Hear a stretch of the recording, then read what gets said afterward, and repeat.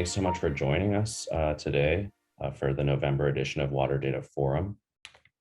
Okay, we're at 3 minutes past the hour. It looks like folks are still joining, but I think we can go ahead and get started. Thanks so much, everyone, for taking the time to join us here today for the November 2022 edition of Water Data Forum. Water Data Forum, for those who are first-time attendees, is a webinar series that's been put on for about 2 years now by the Cleveland Water Alliance, the Water Environment Federation, and the Midwest Big Data and Innovation Hub.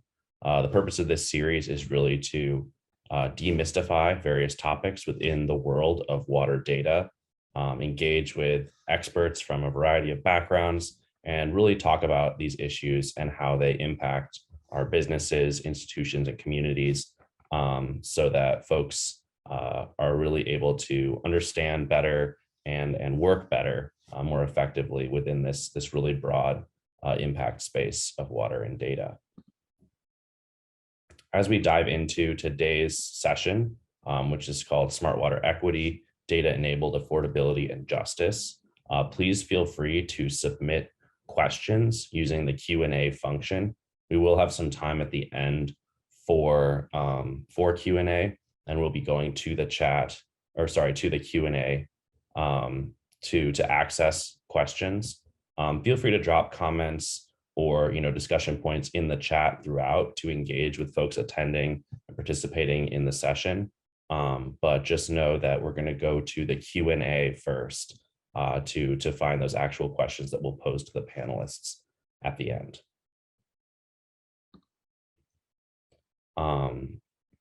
Just so that you all are aware, I'm Max Herzog. I'm a program manager with Cleveland Water Alliance. We're a nonprofit organization based in Northeast Ohio, but working across the Lake Erie region on issues of water technology and innovation, really thinking about how new technologies and solutions can help address water resource issues faced by Lake Erie communities, and also how can the Lake Erie region leverage these technologies as a business development effort, working to commercialize and share those solutions with folks that have similar problems and issues across the world. I'll be moderating today's panel, and it's my real honor to have such a robust panel here today. Speaking on these issues of equity and justice today are Constance Haqq, the Chief Administrative Officer at the Northeast Ohio Regional Sewer District, bringing the perspective from a large waste and sewer and the stormwater utility. Ian Robinson, President and COO at Blue Conduit, a really interesting private sector innovator and technology company. And Letitia Carpenter, Senior Program Manager at U.S. Water Alliance, a national membership organization and advocacy organization within the water space. So really excited to have this robust panel here today.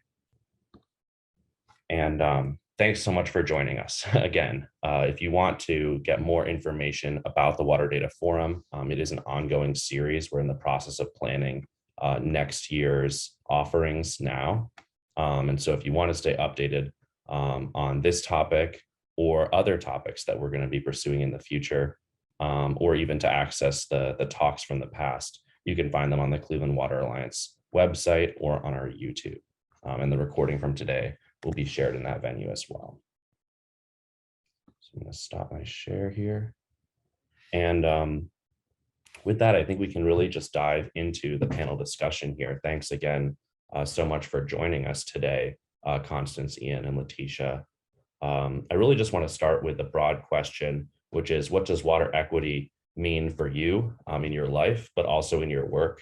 And talk a little bit about how systemic issues of inequality and justice play out in the world of water, kind of framing these large scale issues for us, but also relating it to the work that you do within your individual organizations. And perhaps since U.S. Water Alliance had played such a pivotal role in really framing these issues at the national scale, we can go first to Letitia to hear your thoughts. Thank you, Max, and thanks for having me today. I'm excited to hear what my fellow panelists have to say and for us to create some ideas with you all today. As Max said, I'm Letitia Carpenter, a senior program manager with the U.S. Water Alliance. And at the U.S. Water Alliance, I help to lead the Water Equity Network, which is a national community of practice working to build diverse and cross-sector teams in cities across the United States, working to advance equitable and inclusive water and wastewater management practices. So the Water Equity Network, previously the task force, in its pilot days when my fellow panelist Constance helped to really kick a lot of this off, the network and then task force, though, was established to address the historical legacies of racial injustice and consequent disparities in environmental health outcomes, specifically the disparities that exist within the water sector. So some of these disparities that we are working to address and to mitigate include things like the fact that over 2 million Americans are living without access to water or wastewater services, and the fact that race is the single most significant predictive factor in identifying whether or not you will have this access. And then also newer research just from 2022, which found that expected changes in flood risk due to climate change are projected to disproportionately impact Black populations across the US. So we not only address these past harms and many others, I could go on, and the legacies that they leave, but we also work to create solutions that minimize harm in the future and result in more equitable outcomes. And just a couple quick examples of some of the work that's being done in our Water Equity Network cities. In Milwaukee, they're convening a large group of public and private stakeholders to truly tackle workforce challenges. In Cincinnati, they've completely revamped their customer service practices and it's allowed them to expand their impact and support more and more members of their community. And our Texas cohort is really working to develop a statewide shift towards more equitable practices by highlighting successes and moving away from competition and towards collaboration. But let me take a step back, I think, and share with you what I mean when I say the word equity, because I think I've already said it a couple of times, and that was really the question. So when I'm thinking of equity and when we're working towards advancing equity in the Water Equity Network, we really see it as equity, meaning acknowledging that due to our country's history of racial injustice, there are serious disparities in wealth and health outcomes between white communities and Black and brown communities. And we really only will achieve equity when the outcome of an individual cannot be predicted by their race, their gender, their sexual orientation, their abilities, or other defining characteristics. So then what is water equity? How do we make that shift from this broader understanding of what equity is to how it really relates to our sector? How do we apply the fundamental principles of equitable collaboration, equitable government, and equitable access to our sector? In 2017, the Alliance released a report that was titled An Equitable Water Future, a national briefing paper, in order to help answer this question. And we defined water equity as a three-pillar concept. So water equity occurs when all communities have access to clean, safe, affordable drinking water and wastewater services, when all communities share in the economic, social, and environmental benefits of water systems and the large-scale investments that come with these systems, and when all communities are resilient in the face of floods, droughts, and other climate risks. And a theme throughout the briefing paper in these pillars is that this type of equity will only be achieved if communities have a role in decision-making processes related to water management in their communities. And so I'll stop there and thanks again, Matt. Thank you, Letitia. I think, the framing that you're bringing in, that the Alliance is bringing at the high level has really helped the sector kind of understand the set of issues at play here, where these systemic issues impact water specifically, but also the power dynamics that need to be addressed to sort of address them substantively. I think maybe if we could go over to Constance, as a utility that's committed to these issues, that's part of the Water Equity Network, maybe you could speak a little bit to what water equity means for you all in your work, and how you see it playing out within the water sector. Thank you, Max. very much. And also thank you for allowing us to participate this morning. Letitia did a super job of kind of laying out the definition of equity and the issues and the legacy issues that we as a utility have to confront. So, you know, the water industry and water utilities were not immune from all the societal issues that created inequities. You know, the decisions made about who gets what, when, and where affect us as we look at where the pipes are in the ground and where the issues of water quality exist. And so we are paying very close attention to all of those things as we have taken the desire, as Letitia pointed out, for everyone to have clean, safe, affordable water very much to heart. So we are looking very carefully at where we construct, what projects we undertake, and who is involved in the decision-making of those projects. We spent a great deal of time in 2022 looking at the affordability issues related to water, and we have developed some very aggressive strategic initiatives to include more people in cost savings, making sure that more people are able to keep water in their homes and in their businesses. And so that has been a real passion of ours.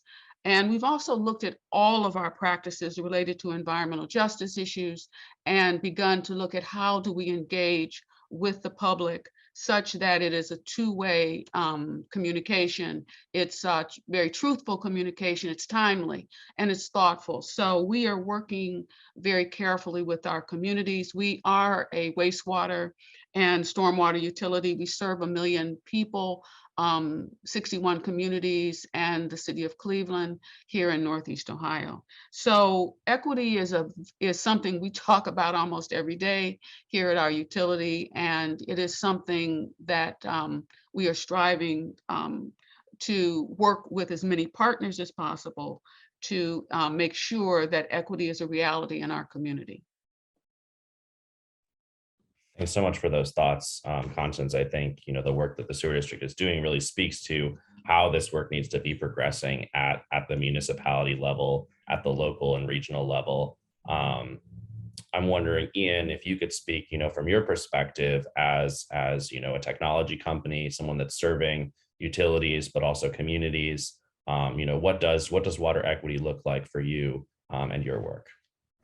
Thank you, Max, and thank you, Letitia and Constance, for setting it up and explaining kind of the pillars and how that applies in the utility space. And as a technology provider to utilities, it is really incumbent on us and anybody in the sector to be aware and to understand how these systemic issues and underlying inequities are apparent and present everywhere in our society, and in particular in this case of the infrastructure of the provision of safe, clean, and equitable drinking water. And so if we are working with data, in our case, if we're working with utilities and we do not go in with that mindset and that understanding of what the reality is, then we can't help them with the kind of decision support, the kind of solutions that they need. So in our case, particularly, we work with helping communities locate their lead to service lines. We're committed to accelerating their replacement.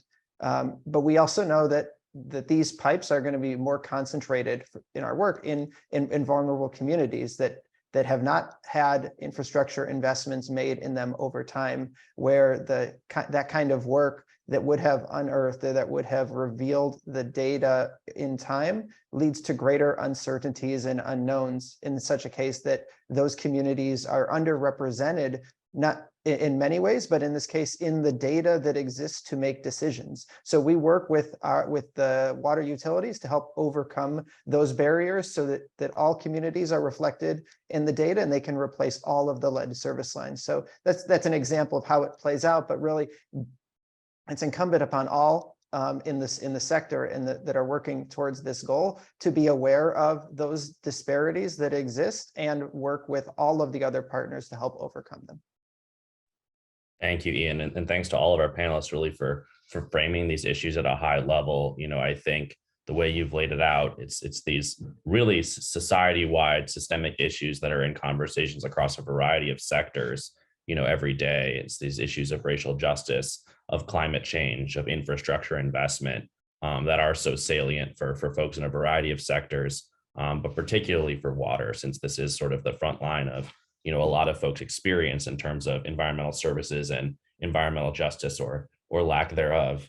I think, Ian, you've sort of tagged us into our particular lens that we're bringing through this series, in terms of the role of data in these conversations, right? And I'm wondering if we could maybe start back with you to speak a little bit to, in a little more detail, the role that data analytics and technology have in working towards solutions for these issues. What is the role of sort of innovation data in addressing issues of equity, and what are the limitations of that kind of approach as well? Sure.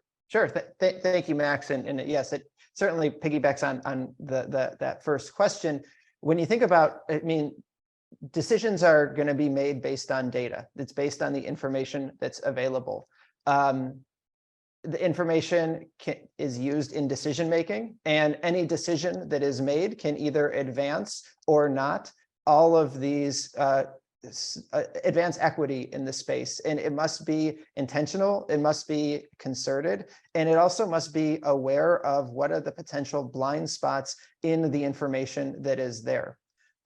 So in our case, for example, we talk a lot about, is the underlying data that the water utility is using to make decisions representative of the entire service area? Do they have enough clarity on the underlying data situation across the system in order to make those decisions, in order to do that, to do that work? But it doesn't just stop at, is the data that's there the right data to make those decisions, but it's how is that data then used? How is that data then shared, so that it's not just about is it the right data, but is it accessible and is it available for those who need to digest it? And so when we think about that, one example that we've worked on is making public facing, or making maps of where the service line concentration across communities that we've worked in, knowing that there is maybe internal tools that the water utility might need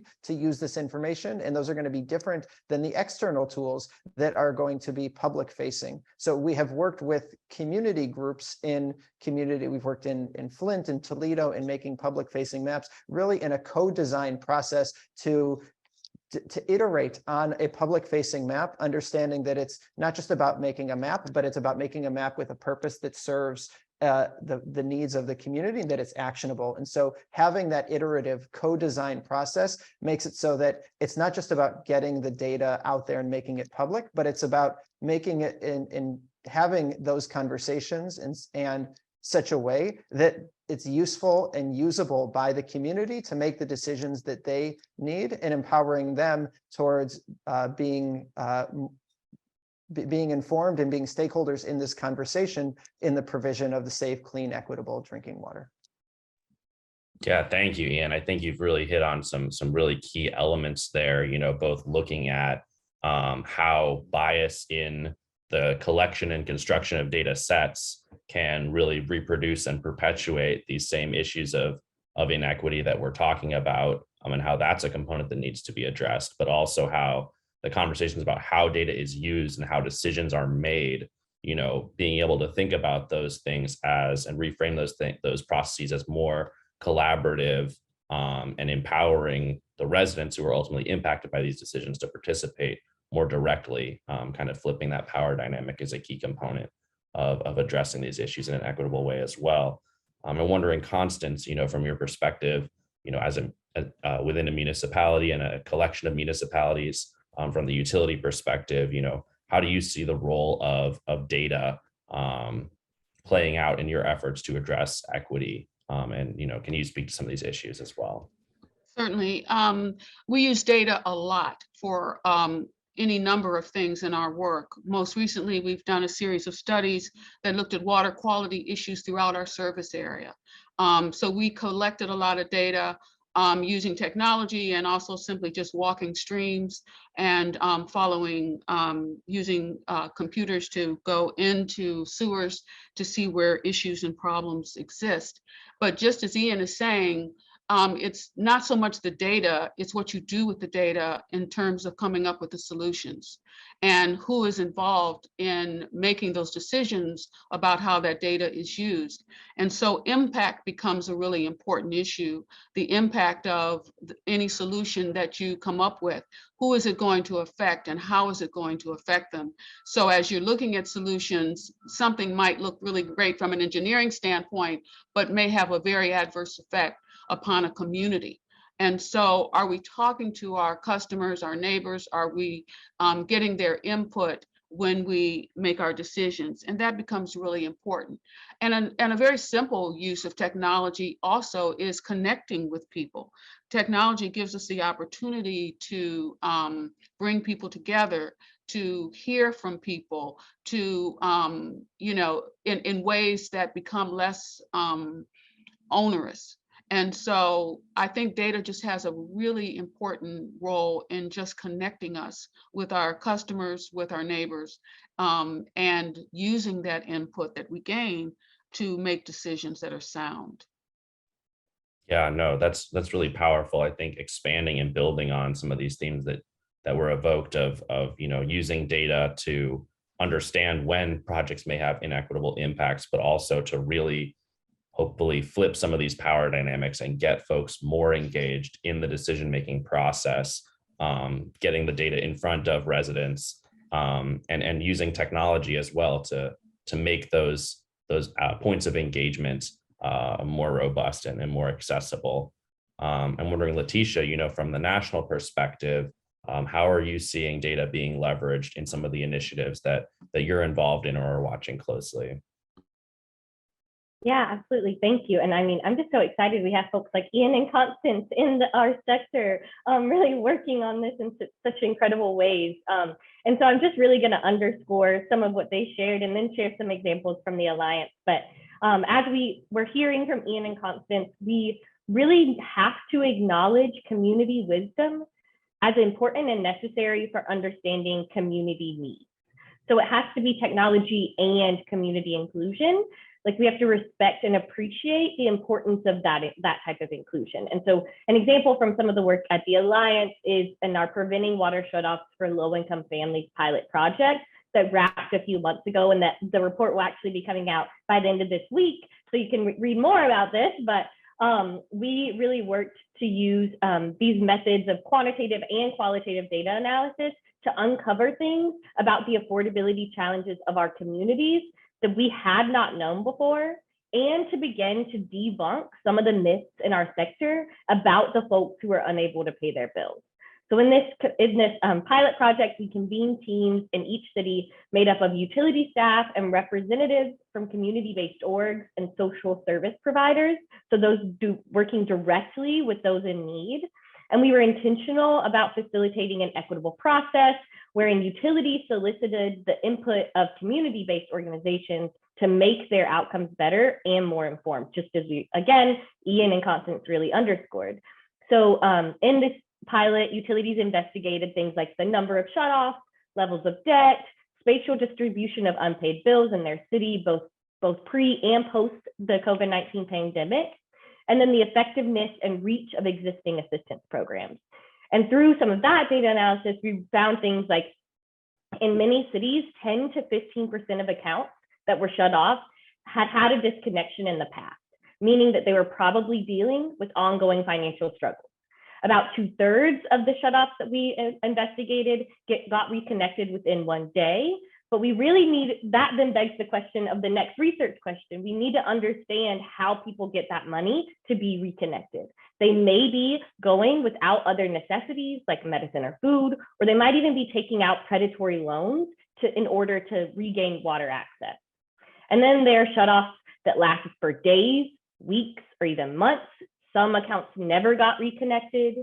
In one city, accounts that never got reconnected made up about 20% of shutoffs, which utilities then have to write off all of that debt. And we found that the length of shutoffs also reflect other inequities. So in some cities, shutoff times longer than a week are correlated to lower incomes. One city even found that shutoff times were 4 times longer in majority Black census tracts. And we found that shutoffs tend to cluster primarily in areas with low income populations. So aside from other outliers, it really does look like shutoffs are affecting people who have less ability to pay. And then our community-based partners, bringing in that ground truthing, that understanding of, so this is what the numbers told us, so what does this look like in my day-to-day life, in the day-to-day lives of my community?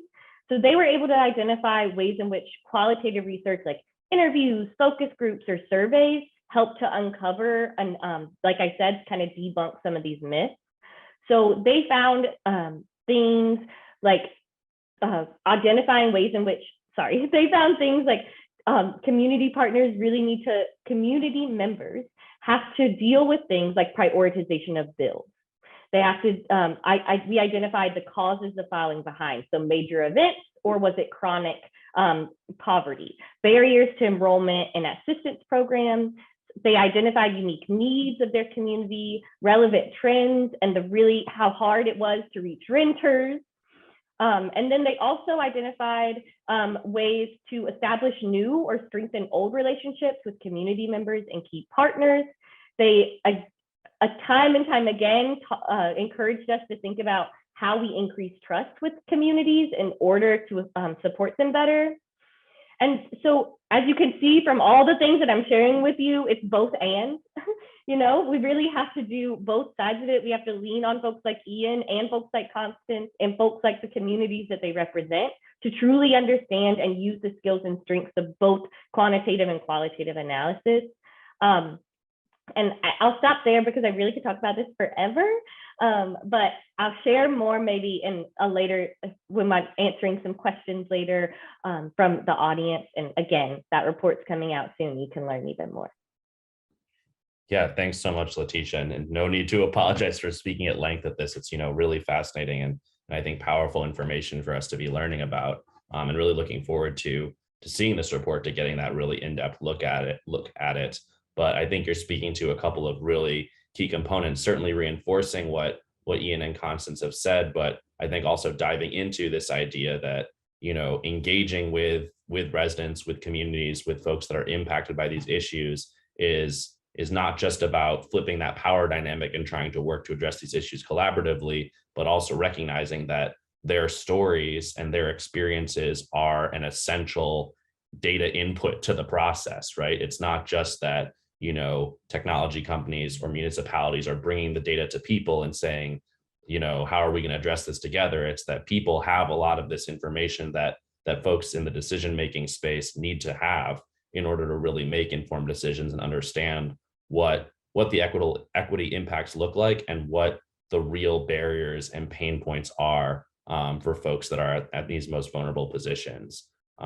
It's a really exciting kind of approach to research that's being taken that I think speaks to hopefully the role that data can play in addressing some of these challenges. As we start to look at the impact of the work that you all are doing here today, I think it really evokes the question of where will this ultimately go? If we're able to commit the resources that we hope to see and these projects continue to develop, where do you all see the future of these issues of water equity looking like? How might this work change as it builds momentum, but also as it's perhaps exacerbated by issues like climate change or changes in infrastructure investment or the state of racial justice in our country? How do you see these issues evolving and potentially the role of data as well evolving in these conversations? And I think maybe first we can come back to you, Letitia, to speak at, again, the Water Alliance's level of really being involved in these high level research efforts and keeping an eye on the policy state of things at the federal and state level. Yeah, absolutely. So from the U.S. Water Alliance perspective, there are a few levers of impact. So first, if we're thinking about the federal level, how do we hold the federal government accountable to use data and track the distribution of all of the federal funding that's coming out this year? So As many of you know, the bipartisan infrastructure law includes $50 billion for environment to the EPA to strengthen the nation's drinking water and wastewater systems. This is the single largest investment in clean water that the federal government has ever made. So it's our responsibility to hold them accountable in ensuring that this money helps those who truly need the assistance. And in this bill, it mandates that a percentage of the funding must go to support disadvantaged communities. And then there's also the Justice 40 initiative that is pushing out this money or impacting the way that this money is being pushed out in order to confront and address decades of underinvestment in disadvantaged communities. And so how are all of these things going to work together is something we need to be keeping our eye on. It's something that we're, advocating for at the U.S. Water Alliance. But we also need to look at how we embed an equity mindset and EJ lens at the state level, because the states are responsible for distributing this money. Those are the mechanisms that they're being sent through. And these states have to define and create their own definition for disadvantaged communities. As I mentioned before, that's the framing in Justice 40. That's the framing in some of the legislation around the bill is disadvantaged communities. So how you make that definition really impacts who will be supported. And in order to accurately create a definition that combats systemic injustice and actually targets those most in need, the states will have to use data, or at least we hope they will, make data-informed decisions. And so then locally, how can we empower states and local utilities to truly take action in this moment? In New York, a bill is about to be passed actually, that will require utilities to collect data related to affordability. So this is a state level mandate that will require all utilities to collect data related to affordability. However, this bill was written and drafted by advocates who did not connect with utility leaders.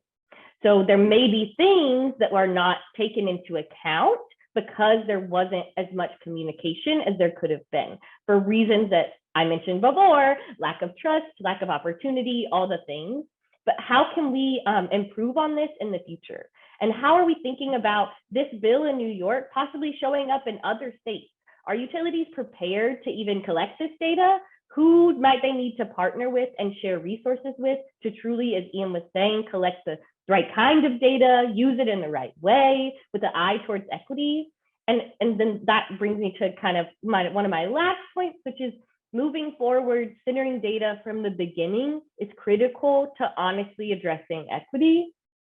Some of our water equity network cities are already actively using data to address systemic challenges and work towards a more equitable future. And if we have some time, maybe at the end, I can share some examples. But for now, I might stop and pass to my fellow panelists to hear their opinion also. Yeah, no, really appreciate that perspective. There's so much happening at the federal level, and the forces that shape how this money rolls out and how it's dispensed and kind of targeted. Really sort of refined points in the minds of maybe the everyday person, but they're points that shape how these billions of dollars get rolled out and really are going to impact a lot of people and a lot of communities. And speaking to the ways that different stakeholders were or were not engaged in that process at the state level as well, it really points to the need for this type of conversation and collaboration. I'm wondering, Ian, as a technology provider, as someone that's looking for your business to figure out where can you have the most impact in these issues moving forward. How do you think about the future of these issues and of equity? Where are the opportunities? Where's the excitement? And what are the challenges that you might be looking towards? Yeah, no, thank you, Max. So I think in terms of where is the biggest excitement or the most attention to this in the last couple of years has obviously been through some massive policy opportunities and funding from the federal level between Justice 40, which really centers environmental justice in decision making and funding, which and also the bipartisan infrastructure bill. We see that this is on the minds of utilities in ways that it had not necessarily been before. And that is an amazing opportunity. As Letitia said, being able to track that the funding, being able to ensure that we are living up to the promises of what we're hoping to do is one place where there is a lot of obviously challenge, but opportunity to make sure that we are doing this in the right way.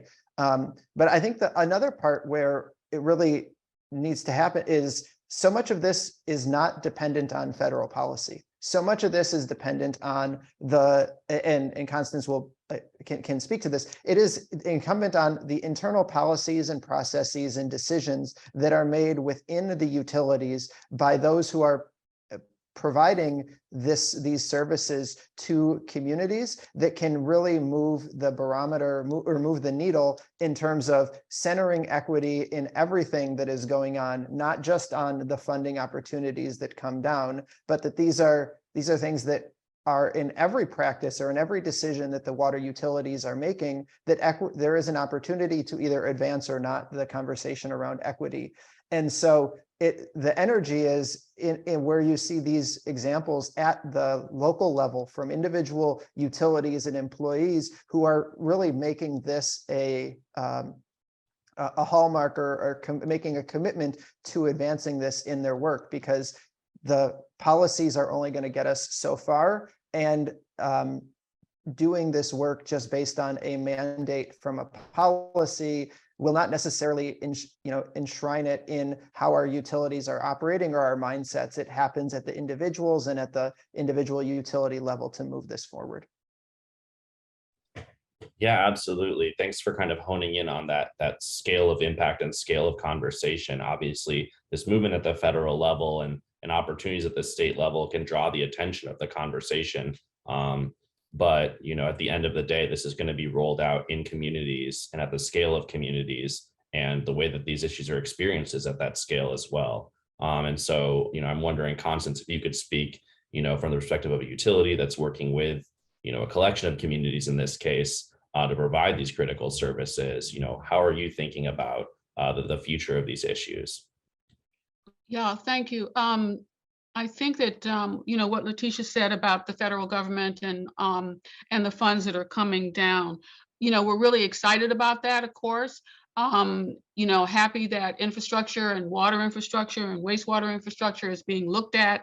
But when we did our studies most recently, we found $3 billion worth of need for water quality issues right in our own community in Northeast Ohio.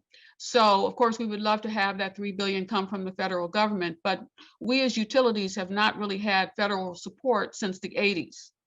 So our costs have all come from our local community citizens, customers, neighbors. And so the real solutions are going to have to be found from the ideas and the investments of our local communities.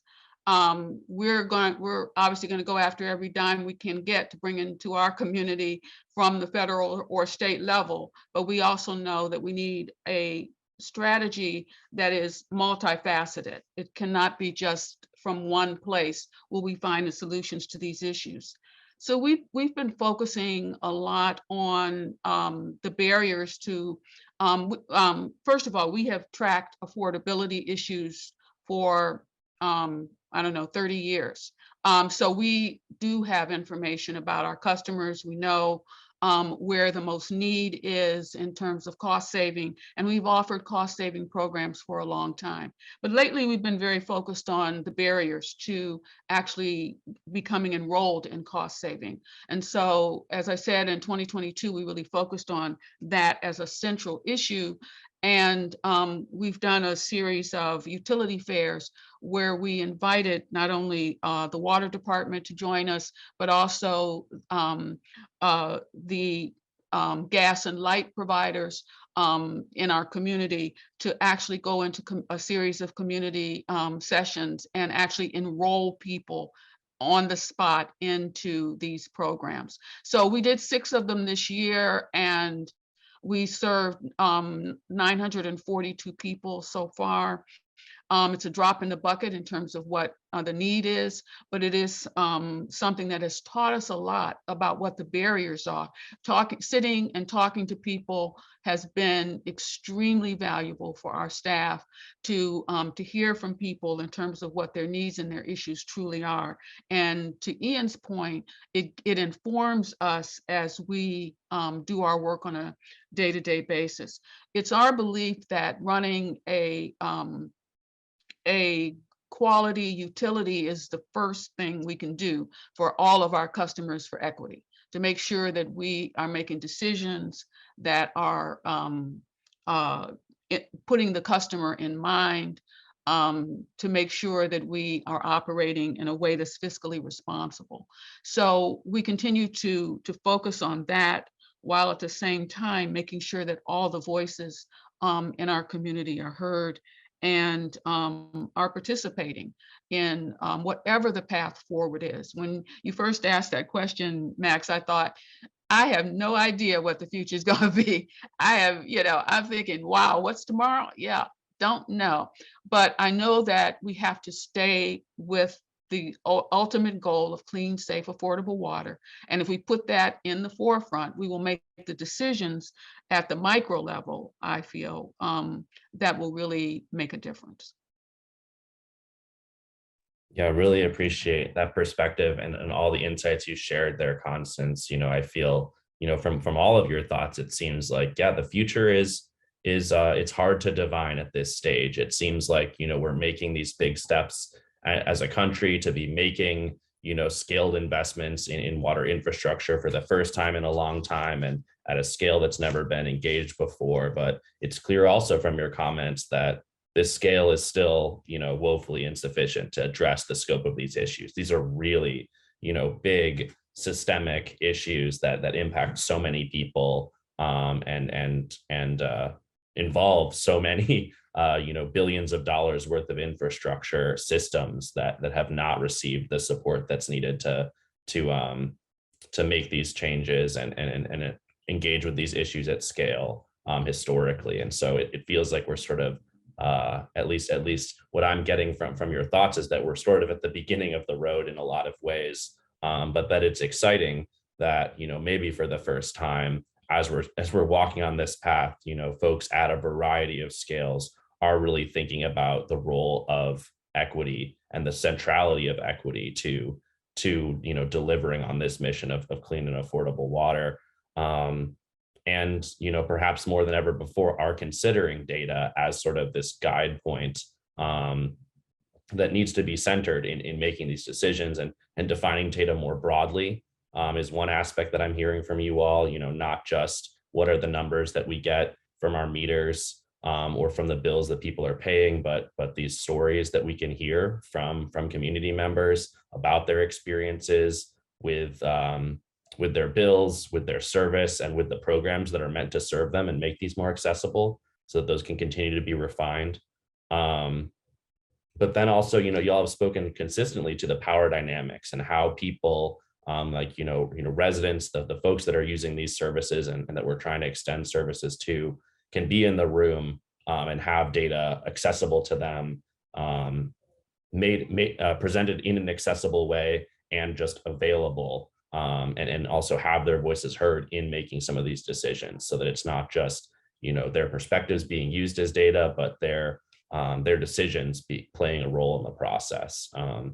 So it's definitely, y'all's thoughts are leaving me at kind of, wow, there's a lot of work to do, but it feels like, between the various perspectives that you're representing, sort of some approaches and processes are being laid out to maybe start to tackle these issues in a new way, and in a way that's sorely needed, for our communities. With that, thank you so much for your comments, and we can turn over to the last 13 minutes or so of our session to question and answer from the attendees. I'm looking here in the Q&A, and one person has asked, what are the challenges to data accessibility that you have seen, and what do you think are the likely solutions? It's an interesting and kind of broad question that I'm sure most of y'all could tackle, but I'm wondering maybe if I could ask Ian to speak to that briefly first. You've spoken in some of our conversations, Ian, about the role that you've had as a technology company in coming into a community, working with the municipality to figure out how do we present data to community members? What does it mean to communicate, large scale data sets to non-data scientists in an accessible way that can actually inform their perspective and help them make decisions? Maybe you can speak to that a little bit first.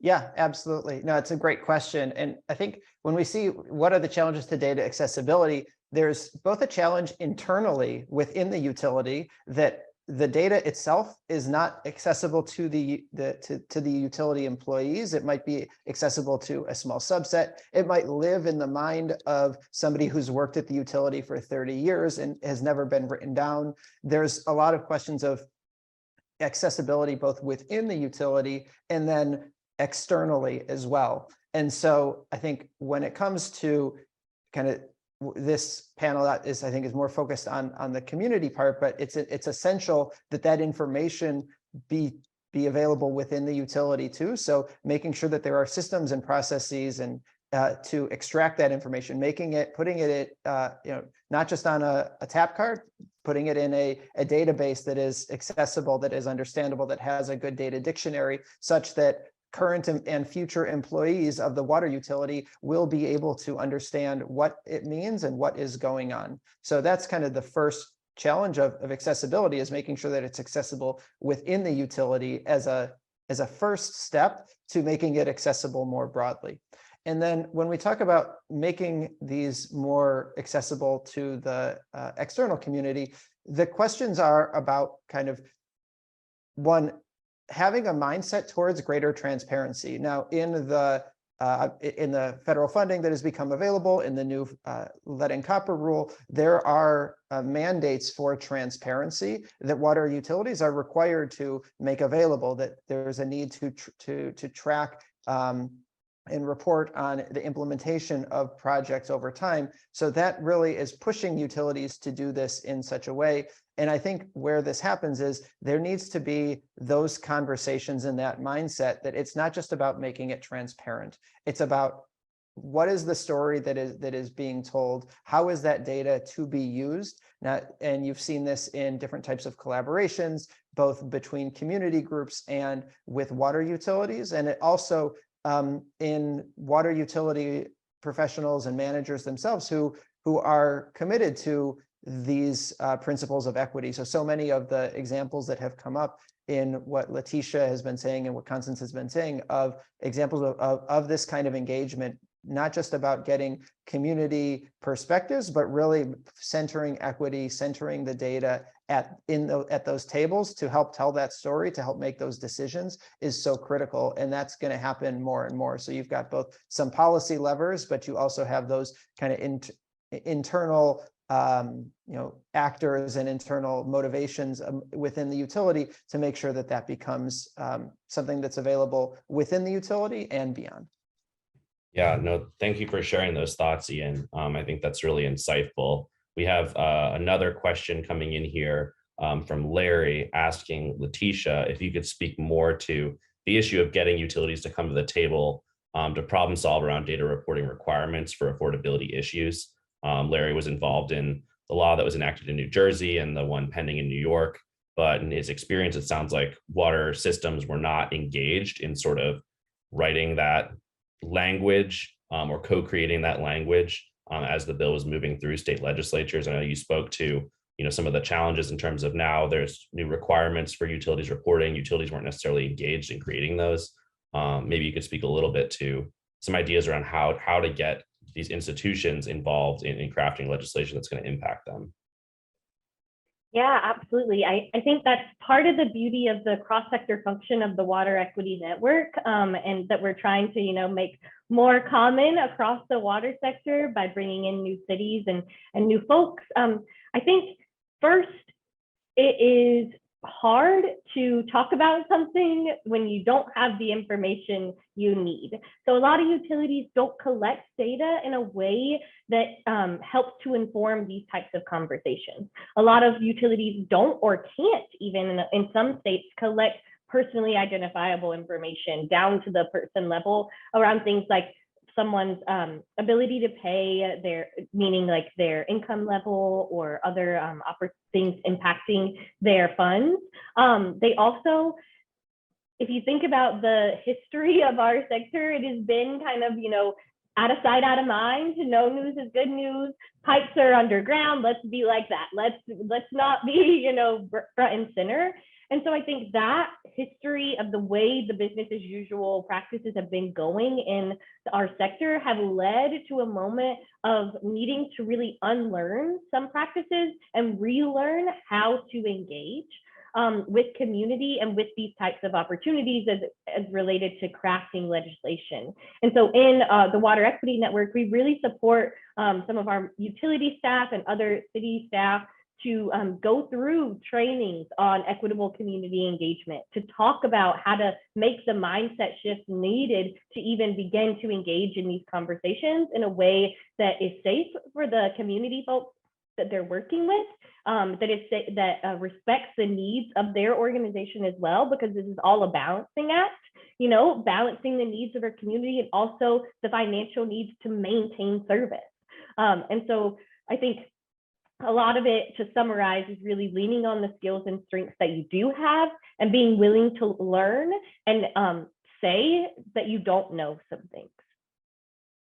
Yeah, absolutely. It sounds like, not just building the willingness to engage, but like a capacity building effort to really get these skills in the folks, or help the folks that need these skills of engagement and understanding the policy side of things, helping develop that. And lastly, sorry, Max, just want to shout out like Constance and the utilities that Constance represents have a lot of the skills and strengths and more resources. But there are a lot of utilities across this country who are smaller, under-resourced, and those are the folks that really have a need and could use support from other folks in other utilities, maybe the bigs helping smalls, or other folks in their communities who do have those skill sets. Sorry, just wanted to shout that out. No, that's a great thought. And in fact, it's sort of a perfect segue into what I think will be our last question here. Max, I do want to comment on that.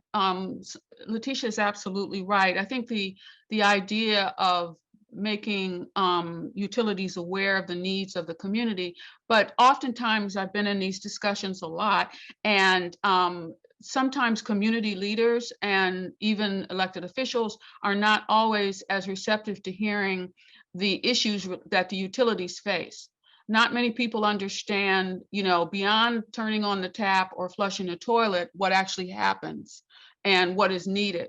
And so it also behooves folks to say, hey, we would like to understand a little bit about how this utility actually works and what is required, and not just financially, but also just even mechanically in the sense of how when you flush, it actually does go away, and why and where it goes, and what effect it has on water quality and all of that. So it is a two-way street. I think that is really important to bring out.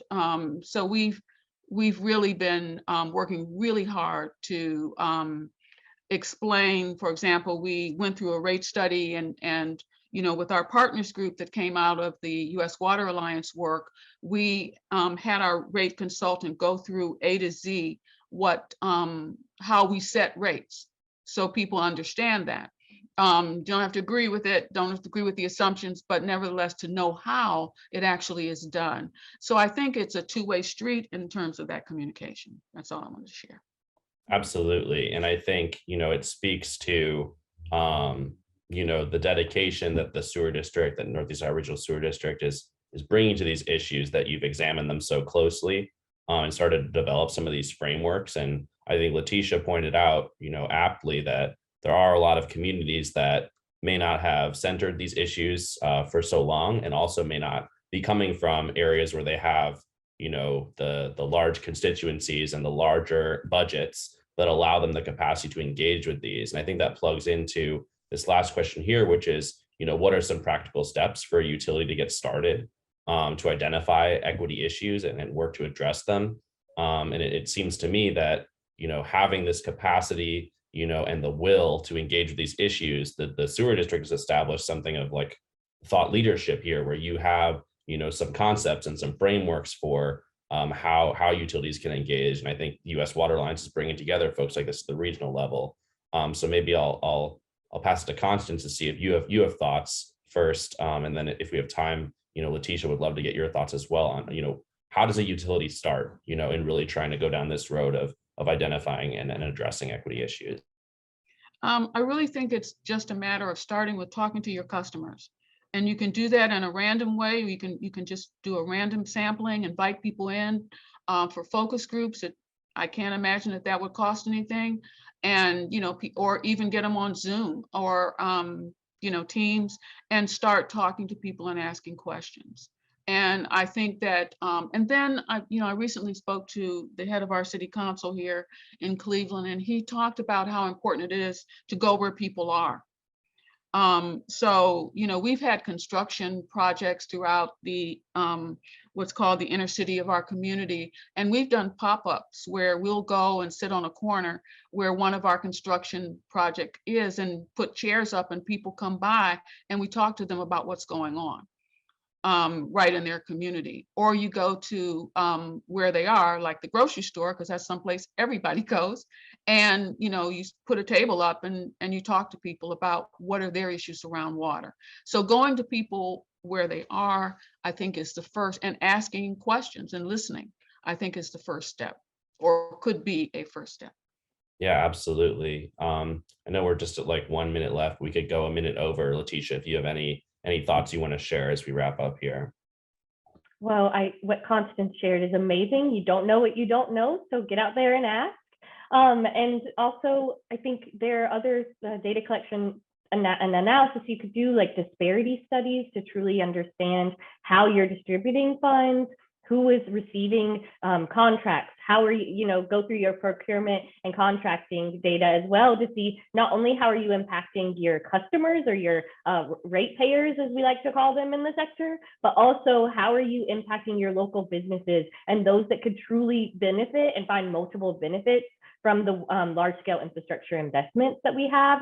And what we do at the U.S. Water Alliance, real quick, is lead our water equity network cities through things called opportunity briefs. So we really identify what utilities and municipalities are already doing that they might not even be considering as an equitable practice, but it is. So how do we build on that? How do we enhance that? Knowing what we can learn from folks like Constance, from folks like Ian, how do we replicate and increase the advancement of water equity by being more efficient and more effective through peer-to-peer knowledge exchange and cross-sector learning. Excellent. Thanks so much for sharing those thoughts. And wow, you did a great job of keeping that like precisely concise. Thank you all so much. Really, really appreciate you taking the time today to share your experience, your perspective on these issues, a little bit about your work and your hopes and visions for the future. It's been tremendously educational for me, and I hope that the folks that have taken time with us here today have learned something as well. Thanks to everyone who's taken the time to participate in the session, to share your questions. We will be sharing the recording of this session out to all the folks that registered. It'll also be available on the Cleveland Water Alliance website and on YouTube. So feel free to share this with any folks that want to learn more about these issues. And feel free to reach out to our speakers. Get engaged in the water equity network. Look to see if you might need some lead line replacement support, or this thought leadership that the sewer district has really been able to bring at our local regional level in Northeast Ohio. But thanks again once more to our speakers, and I hope that everyone has a great rest of their day.